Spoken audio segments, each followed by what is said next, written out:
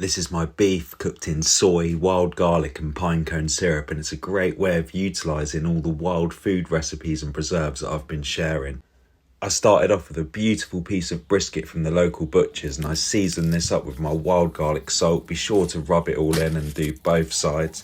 And then once this is done, get a hot pan on, a little bit of oil, and get the brisket in there and really sear this off until it's got a nice kind of char on it and colour this as flavour. Then I added the soy mixture, some wild garlic vinegar, and then I've got a bit of ginger in here, fermented wild garlic, and a little bit of the wild garlic that was pickled in soy, some extra chilli flakes, and a little shiitake mushroom that was also pickled in soy with the wild garlic. I've added a good splash of water in there and then strained off some pinecone syrup, and I've added this, so you're getting sweet, salty, sharp, and a little bit of heat. Bring this up to the boil, lid on, and then I braised it in the oven at 150 for about 4 hours, and then take the lid off, turn the oven up to about 180, and then give this a good baste and pop it back in the oven for it to really glaze up. And then I finished it with lime juice for more acidity and freshness, some coriander, but this could have been ground elder, and some roasted peanuts.